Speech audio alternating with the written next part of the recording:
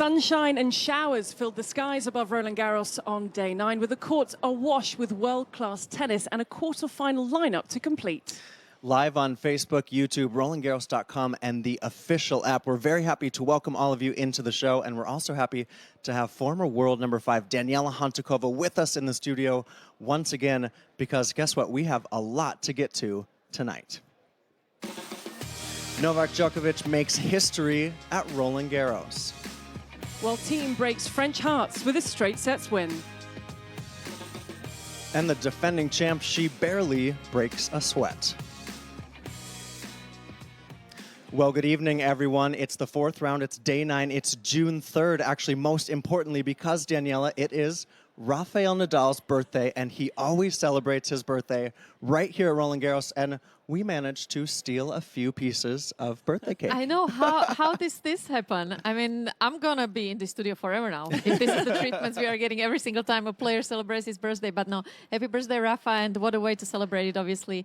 You know, it's been, how many times he's been here? Always still in the tournament during his birthday. So it's a very special day for him and for his fans as well. So, yeah, this is really special to have a part of the cake here with us as well. And yeah, there you can see. I wonder if we eat this, are we going to have just as good forehand as he does?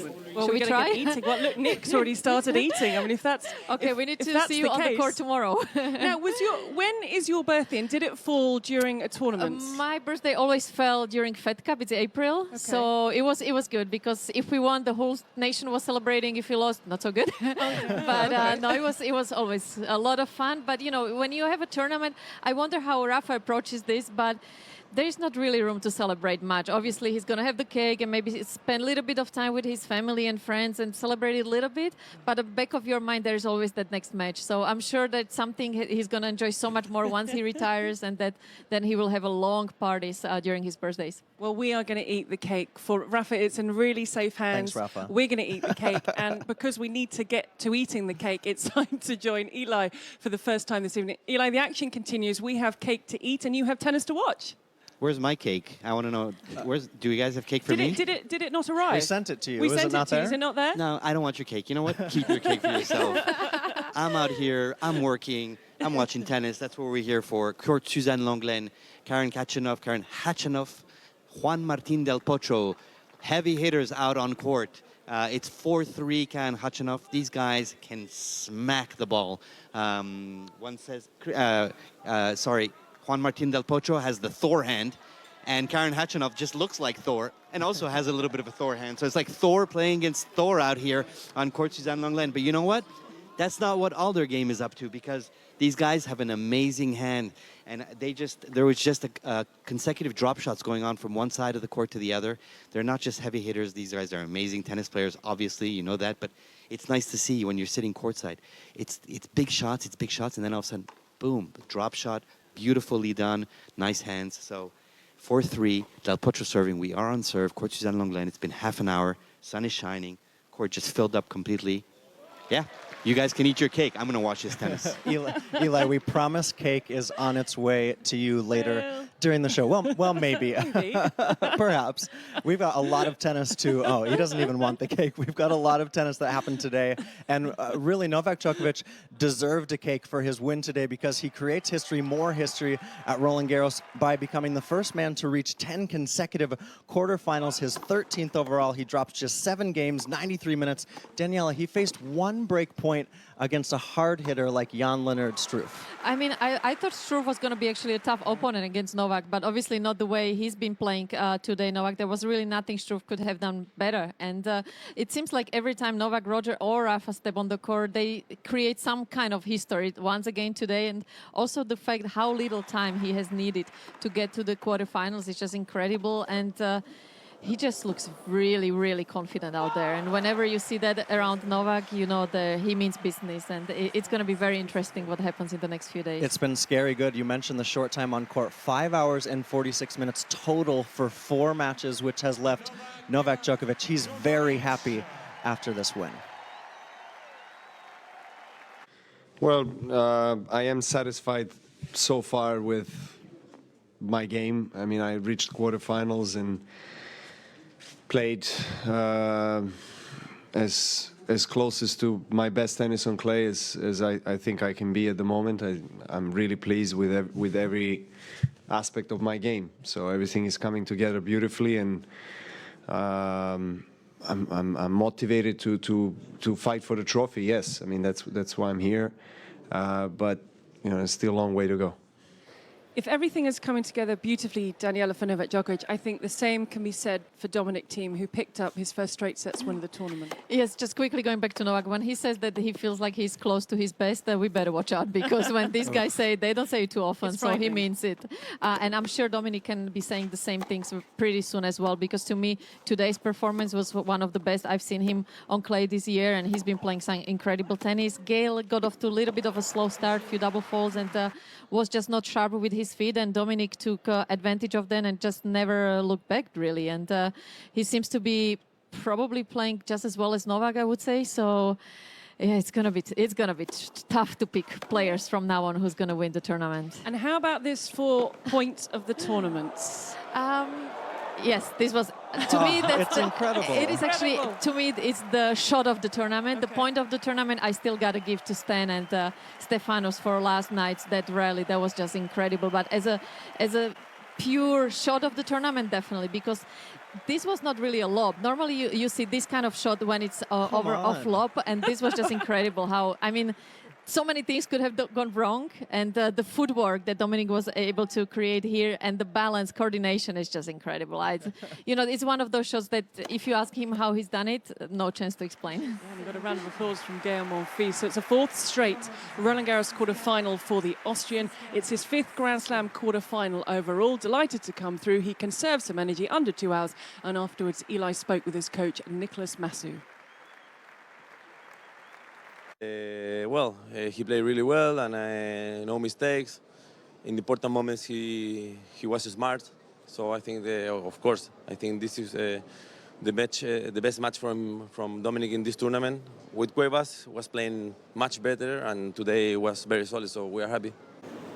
In the first 2 rounds, Simona Halep needed 3 sets in both of those matches. The last 2 rounds, Daniela, she's dropped just 4 games today. She wins the shortest match of the tournament by 7 minutes, and she drops just 1 game against ES Swiatek. Wow.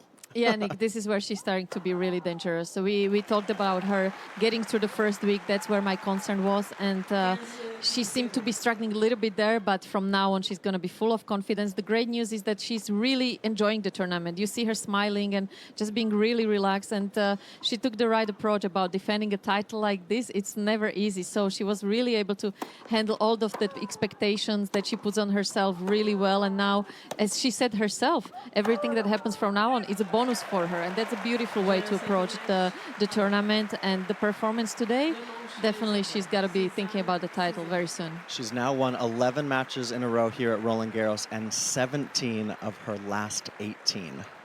Incredible stuff from the defending champion. Next up, a match that was carried over from last night. Nishikori led by 2-1 when they resumed. He would go 1-4 down in the 5th. And Daniela, just how does he do it, Nishikori? He's the tour leader for deciding sets, 132. He's lost 45 over 5 sets. He's lost just 6 from 29. Yeah, Gigi, that's an incredible stat. And that just shows how fit this guy is. And his physical levels are incredible. Also, the confidence that he knows that he's done it so many times in the past, being able to come and win in 5 sets. It just gives him that belief that no matter how long the match goes, he's gonna find a way. And you can see how much it meant to him today as well. And the more he does it, the more confident he gets. And I mean, the stat he has that just shows how fit he comes to tournaments, and he's going to be always an extremely dangerous player to play. He never looks overjoyed, but I'm sure he was absolutely delighted. He beat the crowd, he beat the opponent, he looks relieved, and afterwards we got the thoughts of his coach, Michael Chang.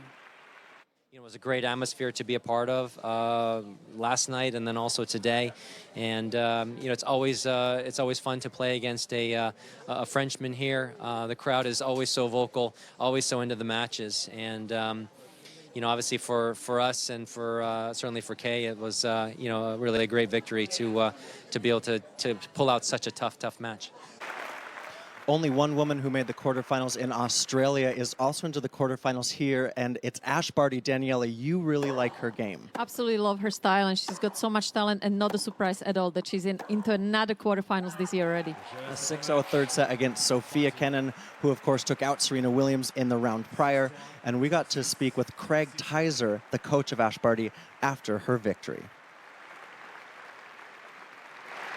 It was tricky today. I mean, it drizzled the whole time, so different from when she played on Saturday when it was hot and lively. So, yeah, she had to cope with that as well as, you know, her opponent who really stepped it up in the second set and took it on and took the game away from Ash a bit. But to her credit, she regrouped and fought really well and, you know, came out strong in the third set. So, yeah, good to get the win and, you know, good to be still going here.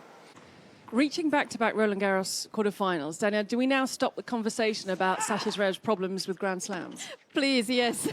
I mean, I feel so sorry for these guys. He's done so much already in his young career, and I'm sure his time to leave the Grand Slam trophy will come eventually. So I think he can now really relax, stop defending all the media questions, and really enjoy his game, because he's playing some great tennis, obviously winning the tournament, coming into Roland-Garros, and being really confident. And I think the deeper, once again, he gets, the more dangerous he's going to be. And he's got to be really pleased about today's win. Yeah, really good win over the Monte Carlo winner. Earlier on the day, on the same court, Court Suzanne Lenglen, it was Katerina Siniakova coming off that big win over world number 1 Naomi Osaka, but she came up against the hard-hitting Madison Keys, a semi-finalist here last year, and you can hear the delight there from Keys. 26 winners. When she is on, wow, she's dangerous. She is very dangerous. I remember playing against her when she was on, and you pretty much just picking up the balls. So, yeah, I think we better talk about Madison a little bit more than what we've been doing, because she's going to be really dangerous. Okay, the intrigue follows into week 2 because we're establishing quarterfinalists now, and it's Madison Keys who will take on Ashley Barty. So we've got a lot. I've tried to go either stay as aggressive as I would on any other surface or go the complete other direction and get a little bit more passive and try to rally a bit more. So it's more just finding a middle ground and understanding that more balls are going to come back and not to panic or press more. That's been the biggest thing. And I absolutely love this, Daniela. It's the behind-the-scenes look. It's the celebrations. It's with family and friends. It's just something that you don't normally get to see. Yeah, it's also sometimes where players hold back a little bit because you still know you have the camera behind you. It's really when you get to the hotel, that's where you go nuts. So this is really just the soft one. But when you get into a quarterfinal of a slam, there is obviously very special. And I also like what she said there in the press conference, that with her, it's about finding the balance between going for it, but at the same time accepting that on clay, she's got to stay in the rallies and finding that middle way. And I think she's doing that extremely well. And when she's able to find that, she's one of the toughest opponents to beat because she's got it all. She used to say that she hated playing on the red clay, but now I feel like she's got to warm up to it because she's back into week 2. That's what's happening around the grounds here with the tennis. But now let's go ahead and check out what's happening in the wide world web of social media.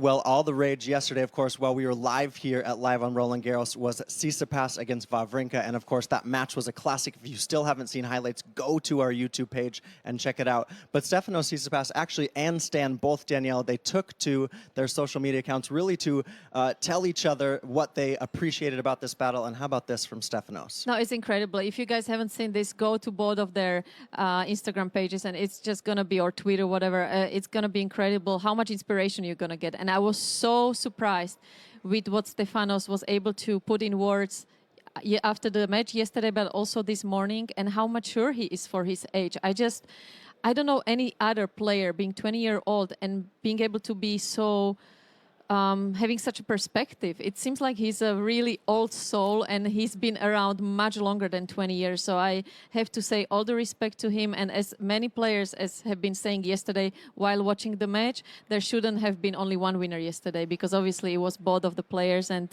it is just incredible to see how well educated he is and what kind of approach he's got to life. And that was an ode there to Stan's tattoo from Stefanos on social media. Really cool. Now, something wonderful. It's so great to check out the players' Insta stories. They only stay for 24 hours. I'm learning about this stuff. Only stay for 24 hours, but you get some great stuff there. And Petra Martic through to the quarterfinals. Now, she got back to where she's staying, Daniela, and there was a little note posted outside the elevator just saying, "Congratulations, Petra." Oh, that is so sweet. As you said, well done there that you realized that the Insta stories are there 24 hours. So you better check them out as soon as the players get off the court, because they do some interesting things. And it's just a nice way to learn a little bit more about their personal life as well, something we haven't had in my times on the tour. So it's really cool for the fans to get to know the players in a completely different way these days. Did you ever randomly get congratulated when you were in a tournament but away from the tournament? Yeah, it happens, and it's just so nice, and it just makes you appreciate and also realize what a privilege it is to be in the wonderful sport that we are playing, and it just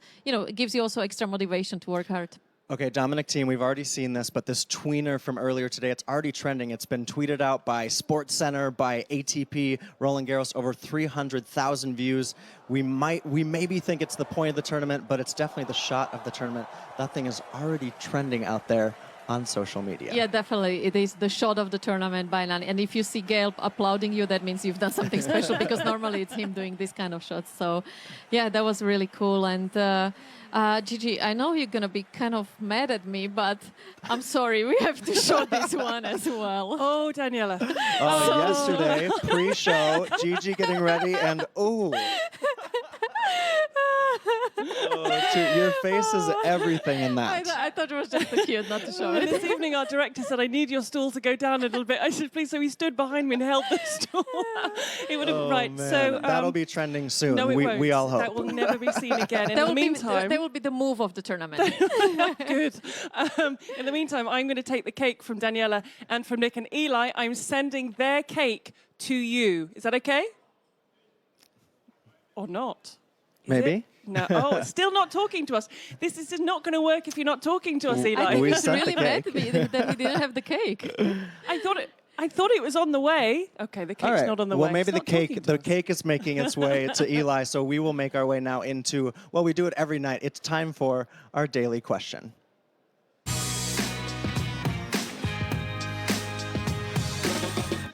Okay, so here it is, and the daily question is actually about tomorrow, but we felt like there's so much conversation around this matchup, Daniela. Will Stan Wawrinka beat Roger Federer when they face off tomorrow afternoon?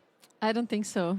Oh. To me, the way Roger is playing, the way he's enjoying Paris once again, being on clay, and he was here during today's off day, and there is that aura confidence he's carrying around him that I just feel like no. It's as simple as that. Obviously, Stan having to play more than 5 hours yesterday, that recovery is going to be, to me, almost impossible to be able to recover well for Roger, because obviously against him, he's got to be playing his best tennis. So it will also depend a lot how the conditions will turn out to be tomorrow. But I just feel like Roger, the way he's playing at the moment and the way he's enjoying his tennis once again and life of the court, I think he just has too much. Okay, so Daniela says no. Eli has been out and about, and you'll recognize the people he's been speaking to, but to see if he can find someone who believes that Wawrinka will get the job done against Federer. He can, yes, he can, because he did in 2015. He's beaten them 3 times. They've all been on clay. And I think with the weather turning and it's going to be a little bit cooler, means that it gets a little bit slower. And I think that will play into Stan's hands. I think Roger is the slight favorite. Anybody can win at any given day, right? I mean, that's why we watch the sport. This is why sports in general are exciting. He's done it here 3 years ago on the same court, so anything is possible. But if you ask me who I would put my money on, I give Roger a little bit of the edge. Maybe also because that match against Tsitsipas could maybe be in Stan's legs a little bit. Roger is in top form, hasn't really been tested yet, and is looking very sharp. And maybe also be mentally in his head a little bit, and maybe telling himself that 3 years ago or 4 years ago, whenever it was when he played Stan, it still has something to do there for that. I think Stan Wawrinka can beat Roger Federer. I'm not sure Stan Wawrinka can beat Roger Federer after the battle he just had against Tsitsipas. I think that's That's the crazy thing about 3 out of 5 sets and at the majors, because that was one of the most unbelievable matches I've ever seen. And I'm not sure if it's humanly possible to recover physically and mentally, emotionally, in time to be one of, the greatest of all time. So I think Roger's a heavy favorite in that match based on Stan and how incredible that match was against Tsitsipas. Okay, hearing there from Mats, from Tommy, and from Lindsay. We can just call them by their first name. Let's go ahead and check in on the poll. This was voted on by over 16,000 of you on Instagram and on Twitter. And, well, most people say, no, Stan cannot beat Roger. I just want to point out, the last time they played at Roland-Garros, Stan swung for the fences and beat Roger in straight sets. It's just going to float that out there. Just put. I'm going to balance. I have a feeling he'll win, but all the stats I put together tells me he won't. But you never know. You have a feeling Stan will win? I have a feeling Stan will win. Okay. What did you call him? You called him a diesel engine because He's like a diesel. Didn't we call him Dark Horse at the beginning of the tournament? Sure, yeah. He that can't too. be a dark horse. He's won this. We're not getting into a dark horse debate. We can't do that. Well, once Stan gets into a tournament, he's but so I completely dangerous. agree with Lindsay, though. He can beat Roger. It's just after that ridiculous match yesterday. That's the question. Yeah. Because to me, that's humanly impossible to recover within 48 hours and be able to play. He's going to do everything he can to recover. That's tomorrow, Stan versus Roger. Okay, I don't think the cake made it there. Eli, what's going on courtside? Okay, well, we are at 6-5, change of ends. Both players sitting on their chairs in the shade side of the court. We are on the sunny side of the court. Karen Khachanov saved a few break points just now at 5-all, a pair of break points, but otherwise nothing much to declare aside from it looks like we're headed directly into a first set tiebreaker. Both guys really solid on their service games. Lots of winners in this match. They're coming up to the net. They're finishing points. Yeah, this is going to a tiebreaker, or I don't know tennis. Thank you very much, Eli, who's going to stay out, and Susan Longland. Keep an eye on that match. Now, tomorrow, Stan Wawrinka against Roger Federer. There's going to be an awful... How many times will you hear one-handed backhand through that contest? An awful lot. And that is the focus, the one- and the two-handed backhands of our Minute with Camille.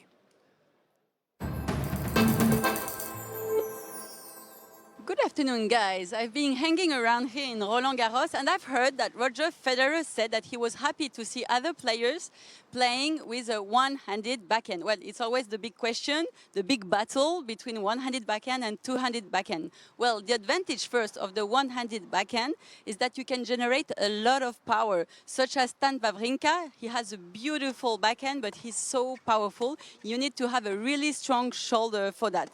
The other advantage, you can have more reach on the ball. It means that you're more free.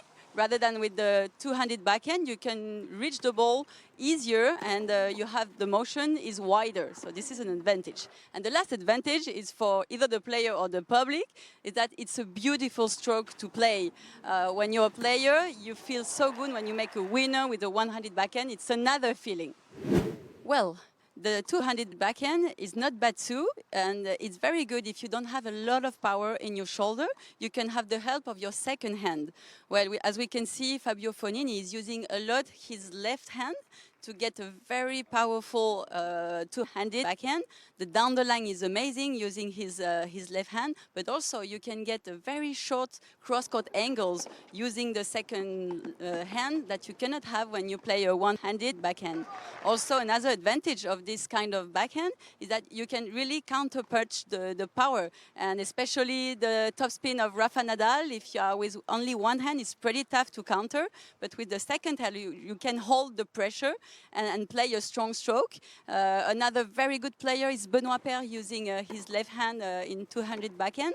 He plays down the line a lot, winning a lot of points. And of course, Novak Djokovic, who's very confident, very solid. You can be more consistent because it's more forgiving.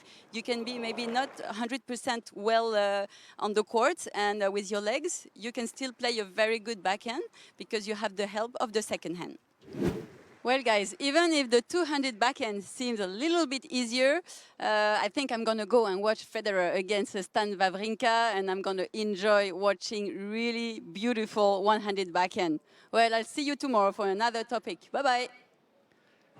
Goodbye, Camille. And I have a feeling that backhands are going to feature in our question of the day for tomorrow. So keep an eye on the Twitter feed of @Roland-Garros, and also Daniela's Instagram feed. She's very good at putting the questions of the day up there.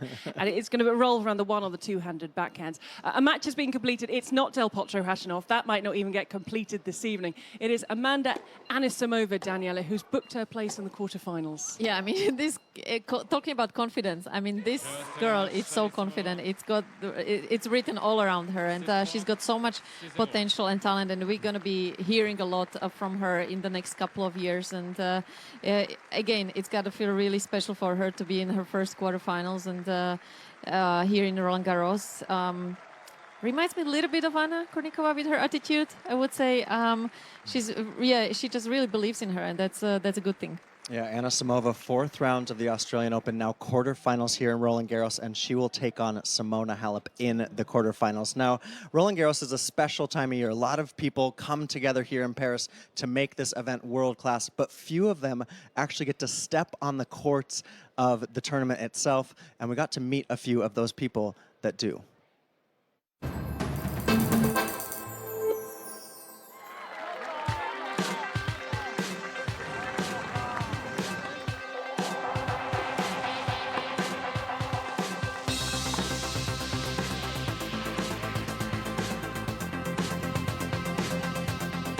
For those of you at home who play tennis, a dream would be to one day hit here at Roland-Garros. But for a select few tennis players who aren't touring pros, that dream comes true each year. It's a group of players called hitting partners, or as they call them in France, sparring partners, and their sole job is to play tennis. It's to hit with the biggest stars, help them warm up for their matches, go through drills, and make sure that the top players are ready to walk out on court Philippe Chatrier and play their best tennis. Obviously, like, it's just top players and the level is insane, and you always scared to not be good enough, you know. So yeah, a lot of pressure. I mean, just being here, honestly, just being around professional tennis players and just having the chance to hit with them, just talk with them, interacting with the coaches, you know, for me it's not every day, so that's like a huge opportunity for me, and the other sparring as well. So job title is sparring partner, but what about job description? It can be quite complicated because it's not just about playing good tennis, it's about playing detailed tennis. Down the line slices, body serves, drop shots, lobs, anything a player is in need of that day, you have to produce it, and you have to do so immediately and consistently. I'm talking with the coaches and they tell me to play that way, or for example with the women, I'm gonna have to play more flats, and the guys put more intensity and play with more spin. You know, when you walk in and you see all those people, obviously they're not here for you, but still you feel the the atmosphere, and it's super loud. I didn't think I would be here as a sparring, but I take it. You know, it's still amazing for me.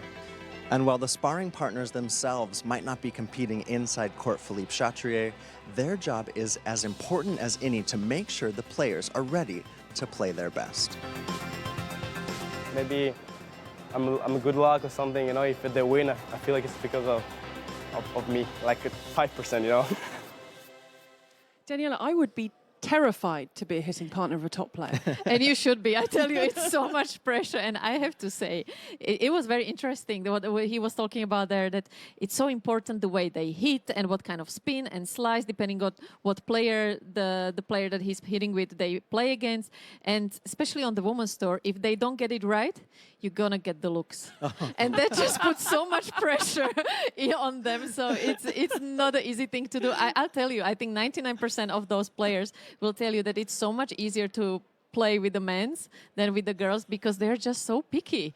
Okay, I mean, well, I was one of them. We tapped into your superstitions. Maybe we need more sparring yes, partner we need one stories, entire right? show talking about this. But what the experience for them, especially if they are still junior players and trying to make it, this can actually, this can give them so much motivation. And I think a lot of actually top players used to be hitting partners as well. So, I mean, this is the tournament where they want to be around the Grand Slams, and it just doesn't get better than being able to hit with the top players in Roland-Garros. But I got to tell you, with the girls, they better watch out. I know what I'm talking about. Okay, well then. Wow. Well, we do have live tennis going on. Eli updated us, and actually we have a set completed for Karen Khachanov and Daniela. Look at this. He breaks Del Potro for the set. Yeah, I think all of the sets today in this match is going to go either to tiebreak or at least to 7-5, because that's how close this match is. It's a lot of great hitting, and I think it's just going to be about a few points here and there. And it's great to see these guys with a huge serves, how well they start to rally on clay as well these days, which is something that maybe in the past we haven't seen the bigger guys to be able to move so well around the court. So that's again where the fitness part has improved tremendously in the last few years. Okay, so we couldn't connect with Eli earlier, but now it's time to revisit Mr. Weinstein. Eli, it's over to you.